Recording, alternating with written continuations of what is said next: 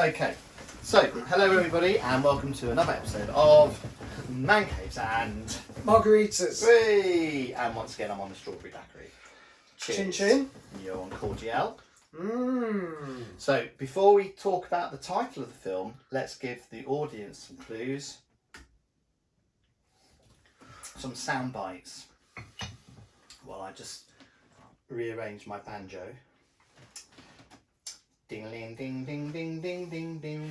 Jigga dinga dinga dinga ding.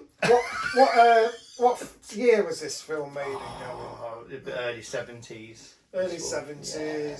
So early 70s. Aintree? I don't know about going on no Aintree. What else could we give him? I know. Squeal, little piggy. Oh. Squeal. Oh, don't. Yeah. So there you go. So if you haven't got it by now, a very young Burt Reynolds, a very young Jon Voight, Ned Beatty, and Ron. Oh, what's his name? Who talked about it? Glass? RoboCop. No, Ronny Cox. Ronny Cox, yeah. RoboCop. The big bad from RoboCop. So my choice of film, as you can tell, we're in my cinema room today.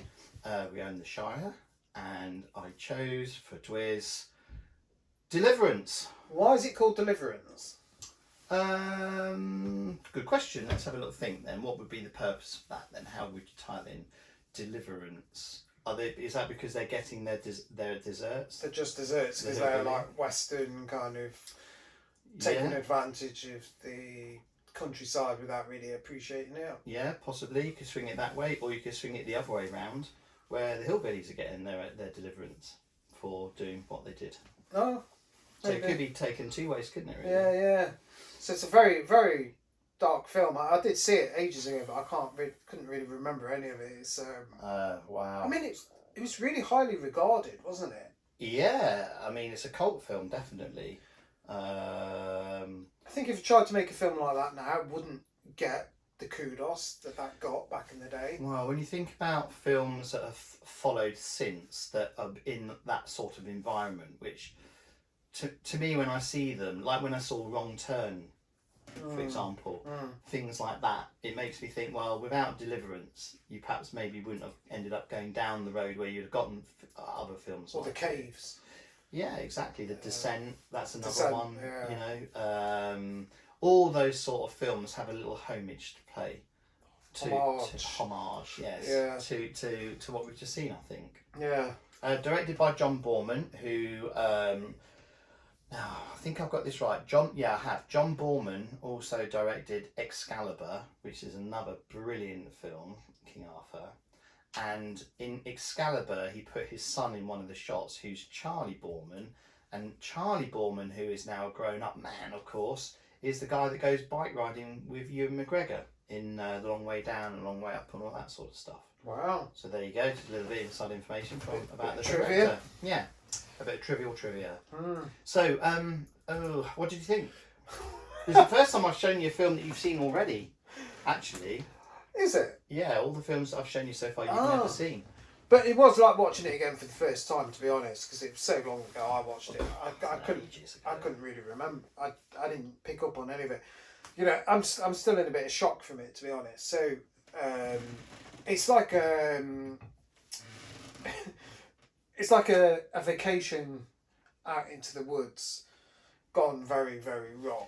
Yes. And there's loads of films like that. But this one is more brutal than any I've ever seen. And there's nothing really that much happens in it. There's only like, say, 3 scenes. It's very quiet in between the scenes too, isn't it? Yeah. It's like, I'm surprised at just how still and quiet, because there's no soundtrack apart from the Jordan banjos. Wow, I never even thought about that. He lets you listen to everything that's happening around them throughout the entire film. You're hearing either water running, the waterfalls, the birds, the crickets, and whenever there's any music, whenever that kicks in, it's only that one song, the Jordan banjos. Wow. And that's the only song that gets credited in the film. Huh. And it's like, yeah, I get it. He was really wanted us to be in that environment with them. And you really were. It was like you were looking.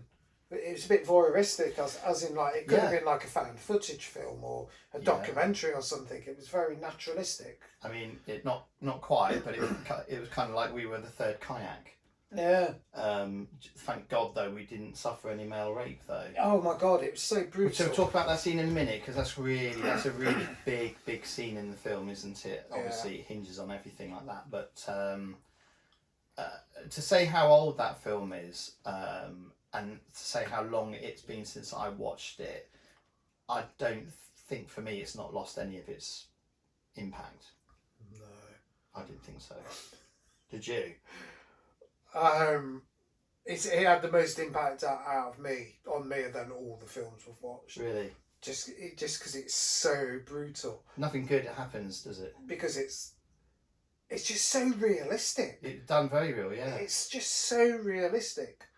It is almost like you're there with them. 4 guys from the city going kayaking down a river that they know's about to be dammed because of the city folk, and they interact with the locals. We'll call them the locals, the hillbillies, and you see these two totally different these totally different ways of life, don't you?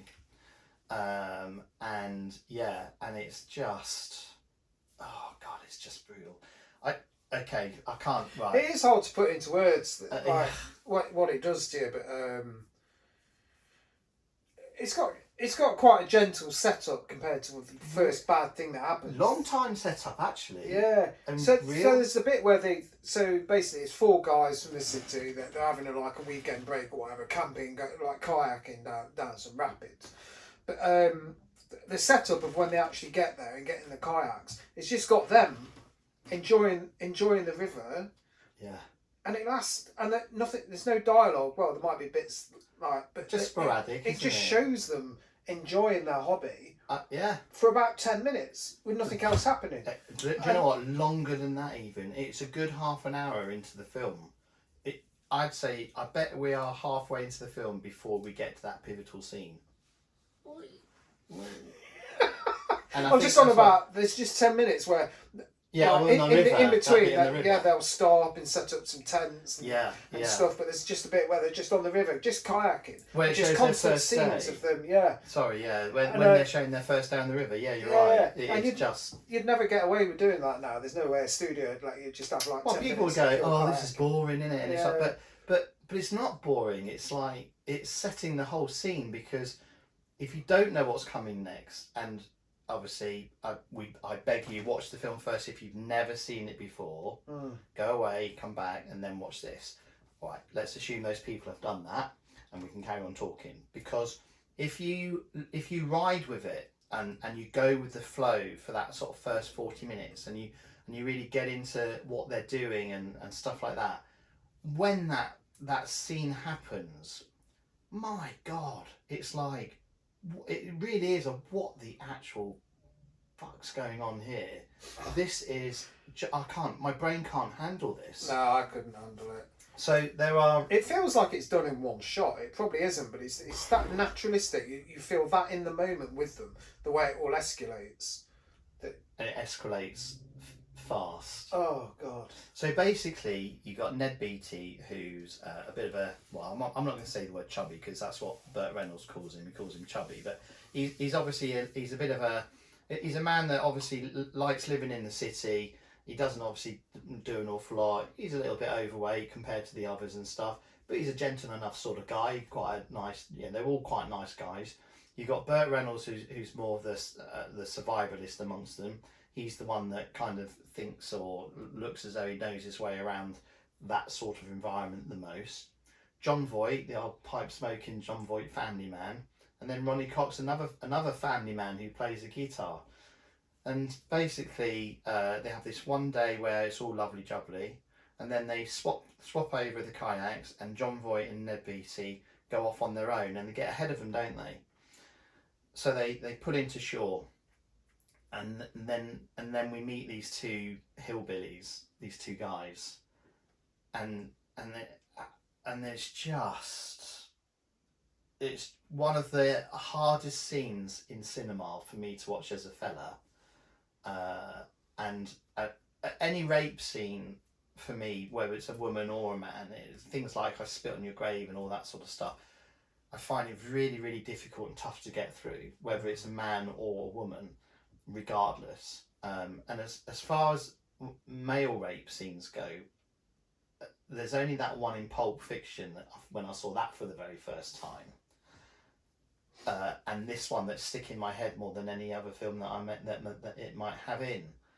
And the reason it sticks in my head so much is because of just how well done it is. Because you want to take your eyes away from it. You want to close your eyes to it. You can't believe you want it. to. You want to get away from it. You can't. And See, it doesn't let you. A lot of like, films they set up the rape scene by like the man maybe dominating over the victim or whatever, and you can slowly see it maybe building up and coming.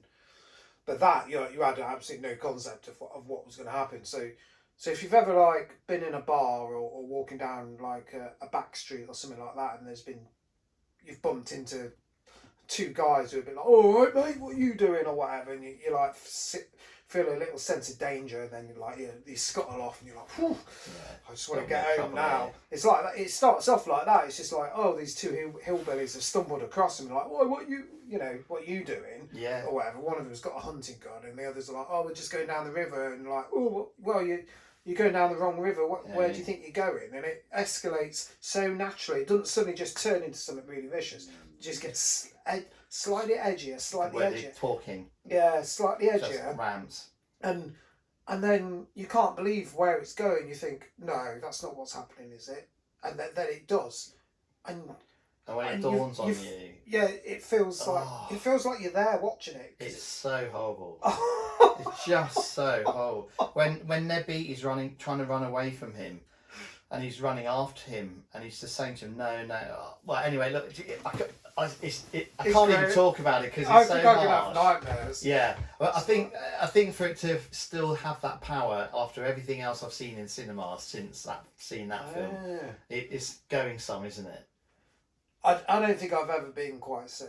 I just want it to be over. I don't think I've. Yeah. Oh God, it was. So what made me laugh? The only thing I could think of to try and bring myself out of it is that the guy. Is it who's the Ned Beatty, chubby guy? Yeah, chubby, the one that Burt Reynolds calls chubby. Yeah. So basically, Bobby. You might want to beat yourself out or turn this volume down. So because I'm going to say exactly what happened. But basically, because he's a bit overweight, this hillbilly rapes him and pretending he's a pig. Yeah. Trying to get him to squeal like a pig. Right, you can turn the volume back up now. In casting, did they say to him, "Look, we like the fact that you're chubby and you look like a bit like a pig"? Because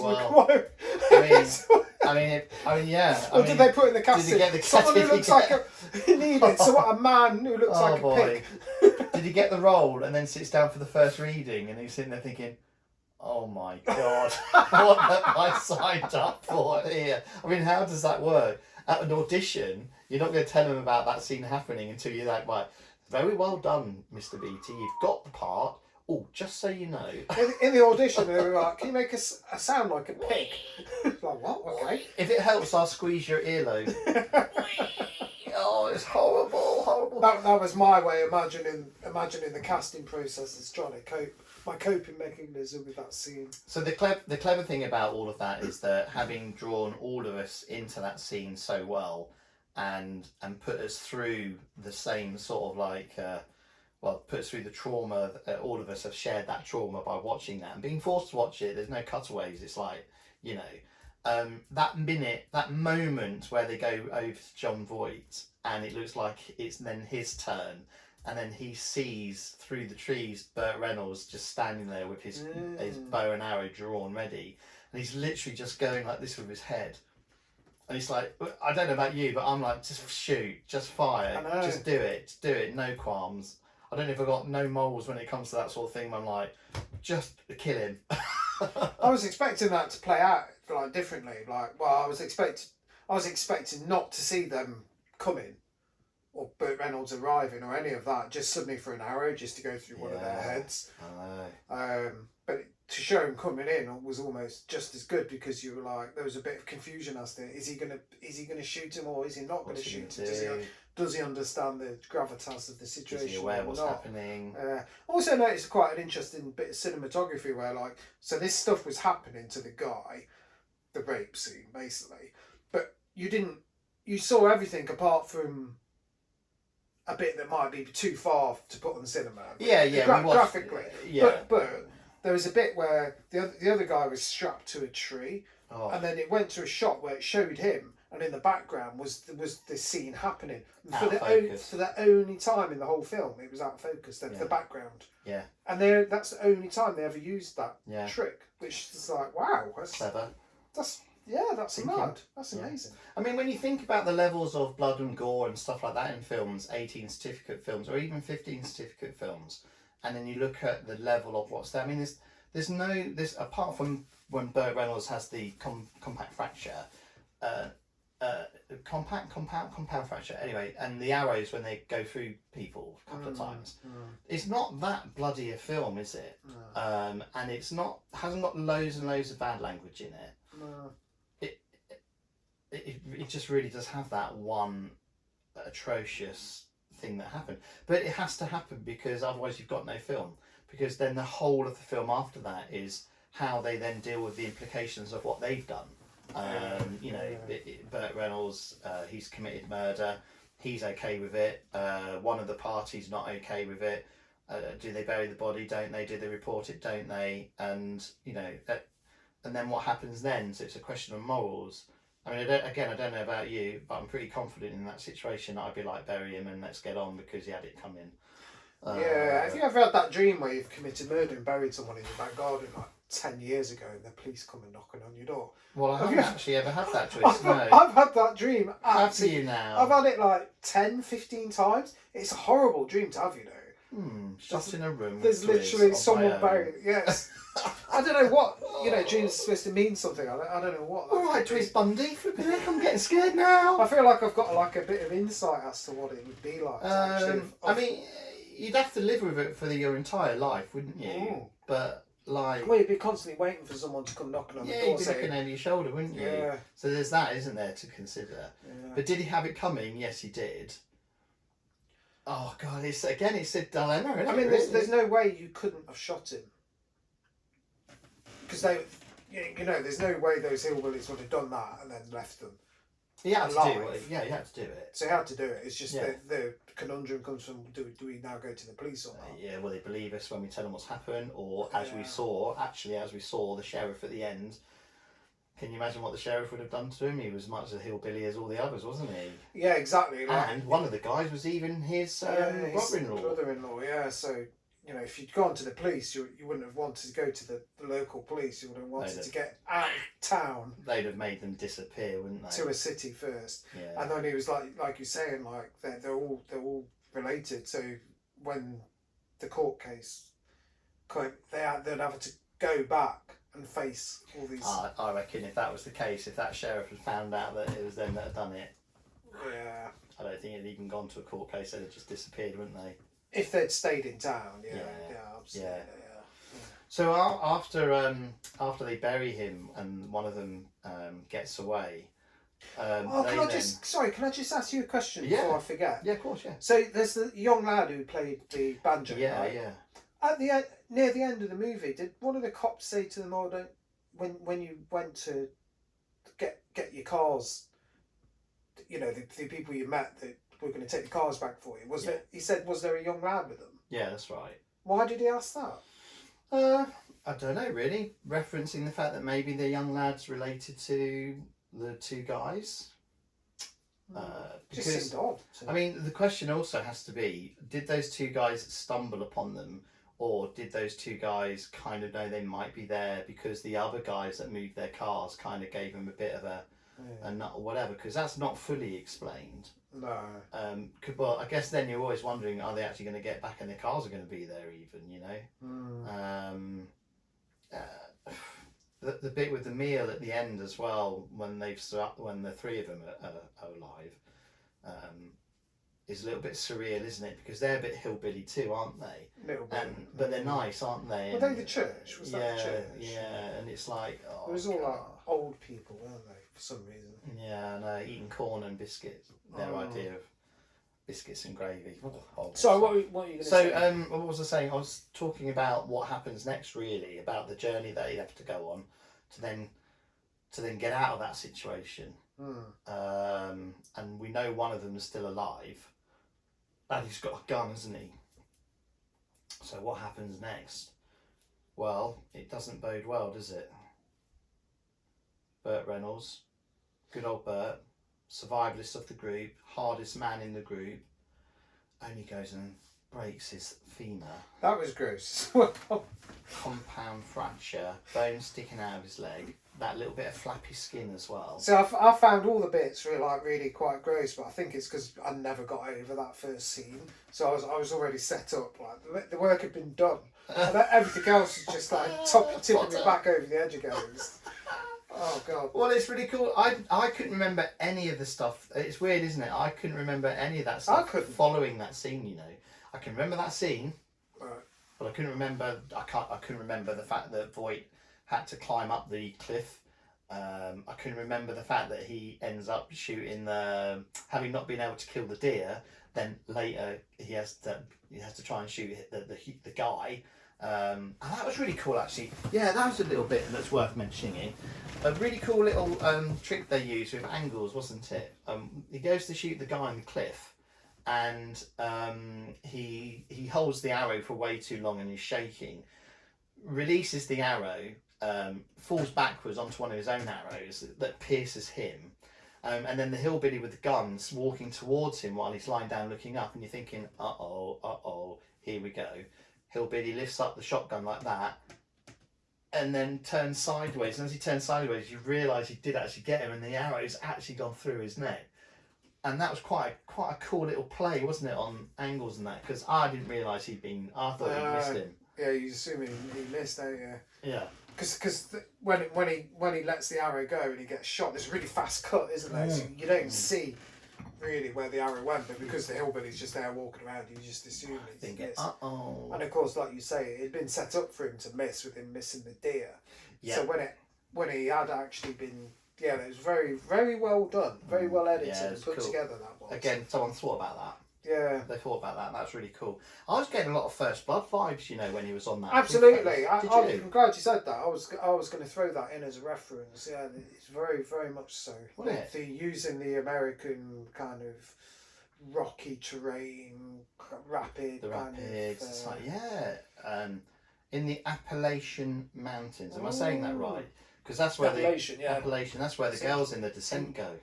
Is it? Yeah, they go potholing in the Appalachian Mountains. I didn't know that. I thought it was in Scotland or something. No, they go whitewater rafting in Scotland at the very beginning, and then after her husband's died, they all go off on an adventure up into the Appalachian Mountains. So that's in Georgia, isn't it? Yeah, so don't go to Georgia, people. I thought it was in Alabama. I'll tell you, I don't know if you've seen him. There's a guy on YouTube, right? Well, he's not just famous because of YouTube. He's actually like a very well-known photographer for like National Geographic and stuff, but he goes out and tries to find interesting stuff like Americana and things, and he found this inbred for generations, this inbred family. I think they're in Alabama, and it's exactly like the people in this film, what we just seen, but for real life. Yeah, so he goes to photograph them, and they're still inbred, right? They've all got no teeth and stuff, but one of them talks like a dog because he's never been taught how. I mean, he's in his 40s. He talks like a dog. Yeah, so well, I don't know any dogs that talk. So this photographer sausages. Ask him a question, and this guy will go. Are you joking? But the other family understand him. No, it's fucking unbelievable. It's so bizarre, and all there with no teeth and stuff, just going flipping. Yeah, and it's exactly like that family. Those type of families in isolated areas in like Alabama and Georgia and stuff actually exist. Well, they work really well for horror films, don't they? I mean, The Hills Have Eyes, same sort of thing. So is that in America or Australia? It must be in America. It was based around being near an old nuclear fallout site, wasn't it? And how that all happened, didn't it? So, But that's the kind of thing, isn't it? It's all that inbredness and how it leads. Oh, yeah. Barbarian's the latest horror film, the newest horror film that's got that sort of inbred type sort of thing. If you've not seen that, that's worth a watch, definitely. It's very tropey in that horror film type of thing, and I guess like this isn't even a horror film. Or is it? I guess it isn't, but like you can see like the influence in horror for the last like 30 years. Yeah, definitely. I mean, I don't know, how would you class that? Deliverance? Thriller? Horror thriller? I'm not sure. I don't know. Drama, even. I mean, it's a horror drama or a thriller. All those tick the boxes, don't they? Yeah. Road, like, well, no, it's It'd not be interesting to see how they class it on IMDb. Yeah, it'd be interesting. I'd have thought, probably, if I had to say that to someone, I'd say it's a thriller. But it doesn't do it justice by saying it's a thriller. No, it doesn't. No, it doesn't at all. Nice to see as well that when they were doing the banjos, it really is them playing those instruments, Brilliant. Isn't it? Yeah, apart from like the bit where they go absolutely like really like technical and stuff like that, he does have his back to the camera, so that might not. The adult actor did, didn't he? Yeah, Ronny Cox, so that, you know, it might not have been him at that stage. But the young lad, when you watch his fingers and everything, he's really playing that. And it's like, what? He's really cool. Really well cast, that little kid is. Yeah. That's why I don't understand why at the end they asked was there a boy with him. But forget about that. So the other thing you just reminded me I wanted to note on was the kayaking. Almost all of it was actually the actors. Yeah. I only noticed in 2 scenes where they replaced one of them with a stunt guy. There's one scene where Jon Voight's climbing back down on the rope, and from a wide shot, it was a guy who was quite a little bit bigger than he was coming down. And then there was just one scene in the kayaks where it looked like, no, they got stunt people in there, but it was quite a quick moment. Yeah. Other than that, it was like they were doing everything. Yeah. I was like, oh, impressive. Insurance wouldn't let them do that now. No. Unless you were Tom Cruise. Yeah. You know? Yeah. No, they'd obviously had to take kayaking lessons. They weren't messing about. Oh my God! As well, talking about doing their own stuff, we both said, I know it's not a stunt, but like when Voight's like, he's like held up against a tree with his belt really tight so he can't move. When the belt comes off of him, for all the scenes he's in after that, his neck was like really. It wasn't makeup either. His neck was like really like sore, red, sore. I mean, talk about like doing it for your trade. Didn't look like makeup, did it? Didn't. So like in the acting, he was like with his belt, really, and he must have like scraped his round and stuff like that. And it must have lasted for a few days, because towards the end of the movie, it had gone. Yeah. Yeah, interesting. Yeah, doing it for their team. It was interesting to see what those actors have all gone on to do since doing that. I thought it was quite funny when the rapids start coming in and like obviously it was getting a bit too dangerous and they just sped up the footage. Oh yes. puts his hand on his head, and that's where he went like that really fast, didn't he? So in real life, he'd obviously go, "Oh, jeez," like that. It's quick, but yeah, that was it would. Yeah, so sorry, it's interesting to see how those actors have gone on with their careers following that, because they were all quite young in that, weren't they? They were. And I'd completely forgotten that Ronny Cox was in it. So Ronny Cox is the guy who's the big bad guy in, well, Paul Verhoeven likes to use him in his films, and he's the bad guy in Total Recall, gets killed by Schwarzenegger, and he's also probably more remembered for being the OCP guy from RoboCop, baddie, but certainly not in that one. Sad, wasn't it? So we thought he'd fainted, didn't we? Yeah, it kind of just drops out. That he's a bit white, isn't he? We thought, but at the end they weren't sure. Never explained. No, because they couldn't find the gunshot, and they were like, maybe he'd been hit by a stone. Like, there's no way some guy would throw a stone. It's a bit weird that they left that out in the open. I wonder if I was wondering. Are you going to say the same thing? Like, if we rewound it and listened out, I wonder if we could have heard a little gunshot in the background. Yeah, maybe. Or I wondered if maybe they had an idea of that, or something being there, but it was cut. Maybe they tighten it up a little bit or something. I don't know. I'd like to think that he fainted, but they just assumed he'd been shot. I'd like to think that too, because it was their motivation for him going up the cliff. Yeah. Because otherwise they were going to get shot. And there was even that moment where, which was also quite clever, where not that we think all hillbillies look alike. I'm just going to put that out there. But there's that moment where after he's killed the hillbilly on the cliff, we're both like, and even he's like, oh, have I killed the same one? Because he had all his teeth, didn't he? And he's not until he puts his finger on his teeth, and then there's his false teeth there. Yeah, his teeth fall out. He had a weird eye though, didn't he? The other one, and that guy didn't have a weird eye, did he? It didn't look exactly like him. I'm not sure. So it was interesting. It was interesting. So one of the other really nice shots was, so he was waiting with his bow and arrow at night at the top of the cliff, and he fell asleep and he woke up in the morning. Yeah. And you could see the back of the cliff in the background, and the hillbilly walks into that area, and then he's like, "Oh God!" And I remember thinking, "Is it the same guy though? How can you tell? Because you're quite some distance away." We all kind of assumed, like he would have assumed, that's the guy. I didn't assume. I was like, "Is that the guy?" Did you? I'm terrible then, aren't I? You've got good morals then. I'd have been straight on that bow and arrow. Well, just because they didn't, you couldn't see him. So, I know. Wow, hillbilly though. But you're an hillbilly right. country. He still looked slightly different when. What if he'd been innocent and I'd have killed him though? I'd have felt awful about that. We were saying after he killed him, why is he lowering him down on the rope? We were like, just throw him over. Yeah. No love lost here. Just get rid of him. Oh dear. It's interesting that like even a movie like that that's like you could write it on the back of a matchbox. That was a simple setup, yeah. But it's got like still little bits in it that make you think, oh, did he get shot, or is it the same guy he killed at the end, or? You know, there's definitely a deeper message in there that I wouldn't even be surprised if the cop at the end knew they were guilty. You know, not the hillbilly cop, the other one. Yeah. There's definitely a hidden, not hidden, but there's definitely a message in there about how cities are expanding and what cities are doing to, you know, outside environments that, you know, could maybe be left alone, and the people that live in those environments and stuff like that. Yeah, but the message I got from that is don't go kayaking in Georgia. Or if you do, wear steel underpants that can't be undone. That's the message I got from that. What about you? Watching films like that does make you not want to go outside at all. I was having I've seen that scene. I don't know. I've only seen that film a couple of times, and it's been so long since I last seen it.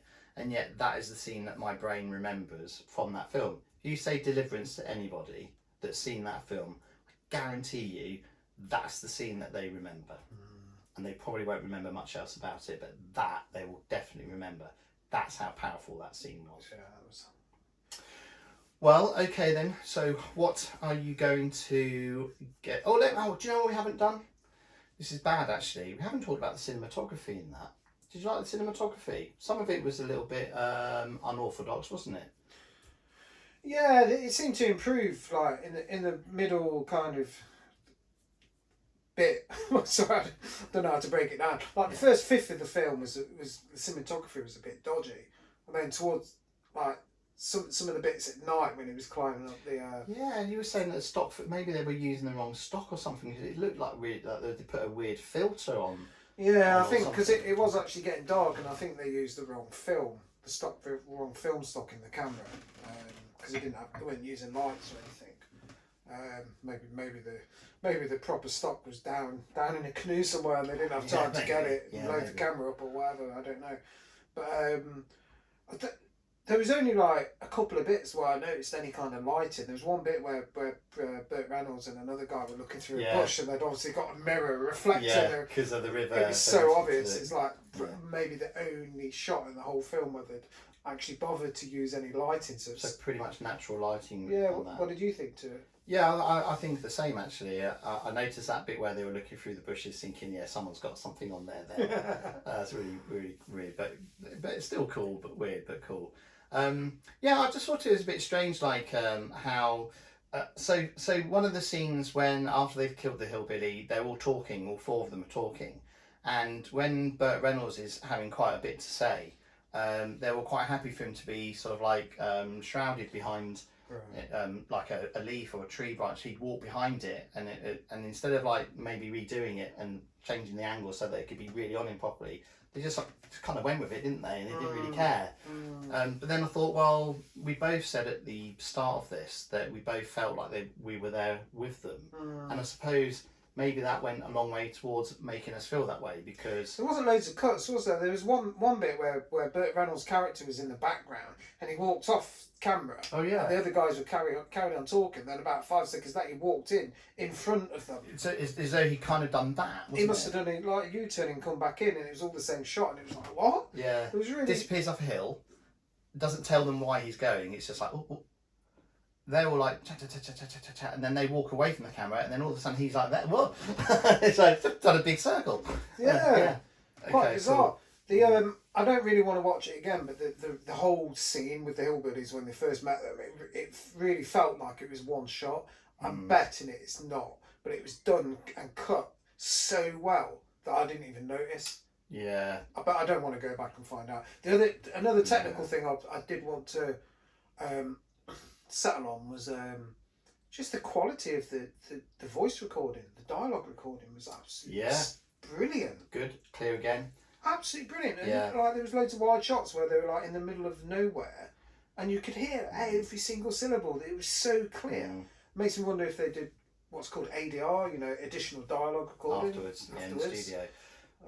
And another surprise was to say how old it was, and that's the DVD. I've had that for years, like when we watched First Blood, which is probably not as old as that, that was only in stereo. The DVD I had of that was in surround, wasn't it? We had the birds and the waterfalls and everything, and it was that was really cool. I was like, I wasn't expecting that. Yeah, it must have been remastered, because I don't think you could do surround sound in them days. It was just the birds and the water and stuff that were in surround sound. Yeah, nice and immersive. It did help you feel part of it. Nice and immersive. Well, listen. I'm going to give that. I'm going to give that a score in a second. I know you don't score. Very, very rare you score. Overall comment. Absolutely. Wrap it up. Absolutely stunning piece of work. I'd recommend it to anyone. You are watching a movie that's quite old, so some of the acting's a bit stilted, and some of the cuts and camera angles they feel of the time. But it's amazing, and you can see that they're. I'm surprised it isn't mentioned as a more influential film, because you can see how it's influenced so many film genres throughout the years. So I'd say absolutely brilliant. Definitely, nice. Go watch it, but be prepared to be shocked. Yeah, Though knowing that, it probably means you're not going to be shocked. But I don't know. Yeah, I mean, I went into that not knowing anything about it when I very first saw that, and boy oh boy, it was shock. That's a very strong film for me. Rewatching that again, it's not lost any of its impact. Really enjoyed it. Tough watch. It's a tough watch. Probably be another 20 years before I watch it again, purely because it's such a tough watch. But I'm really glad we watched that twist today. You know what it feels like, just before we go? It's shocking, but it doesn't feel like they've done it to shock you. No, it's not gratuitous for being. They're not like, let's be really shocking and freak everyone out. No, it's from a book as well, which is another thing. Yeah, I saw at the start. It was the script is from a book, like First Blood was. First Blood was from a book that got turned into a script, and so is that, which is what you get a lot in those older sort of movies. So I'd really like to hunt down the. I think I'm going to hunt down the book actually and see if I can give that a read. See how it differs, if it differs, and by what and by how much. I'm going to get a good 9 out of 10. That for me, good strong 9 out of 10. Very well deserved. Well, sir, adieu we must until the next. Yes. That'll be yours. Mine. So until then, you can say goodbye. Goodbye. Bye bye.